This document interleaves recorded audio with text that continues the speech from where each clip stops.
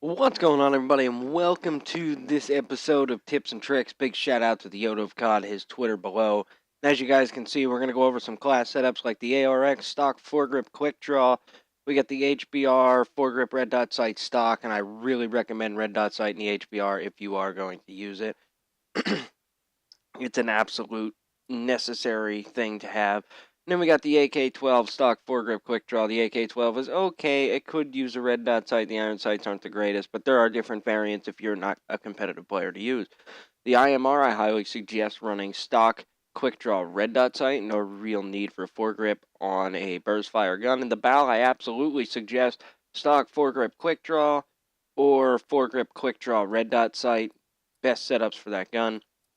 And we're going to go into some clips here where I'm using PPG Buck as a decoy to show you guys some ranges of different guns. So I want to talk about what this gameplay is about. This gameplay is all about what it means to be an AR role in Advanced Warfare and how to get better at being that AR role. And knowing your ranges, knowing what ranges you should be at long range and what ranges you should be at close range. And I'm going to tell you guys now, being extremely close range, but anything other than the BAL isn't really suggested. The ASM-1 will beat almost all of these ARs in close range, including the BAL, especially in hipfire range. So, you guys got to play with the guns and find your ranges that you're most comfortable with. And as you guys can see, all these guns that we're flipping through have really good long distance range, minus the HBR that is more of a mid-range gun. I wouldn't suggest long-range gunfights with the HBR A3, but that's just my preference, and you guys are going to see that right here. It takes a lot of shots to kill, and this is pretty much long range. I don't know what the hell Buck's doing here. He's not really good at this, so I gotta find a new decoy for next time around. But as you guys can see, all these guns kill very fast at range. The ARX, I think, being the most powerful over range, besides the IMR. The ARX kills in 2 bursts even to the feet, which I'm gonna show you guys. I'm not gonna edit this one up. So, yes, ARX, very good.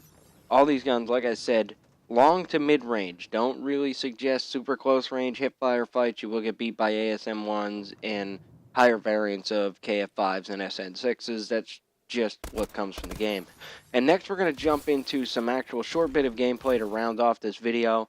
And this is all about your boost techniques, what you should use while boosting, and how to kill players who are boosting. So you're going to notice I use a lot of forward-backward boosting techniques with the BAL. As you can see, there's a forward and there's a backwards. And the reason for that is strafing left and right throws your bullet deviation off in Call of Duty. Just like using a sniper, if you walk while shooting, it throws your bullet off. So you almost want to keep that forward-backward motion just like if you were on your feet. So let's get into killing players who are strafing on you. What is a good technique or techniques to learn or develop on killing players who strafe?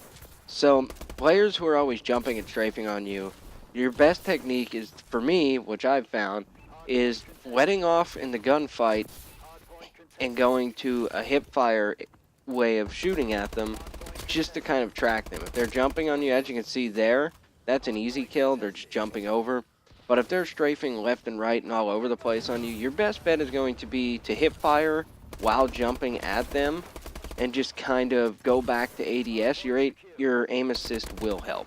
I hope this video helps you guys and helps you learn the AR roles. And until the next video, guys, peace.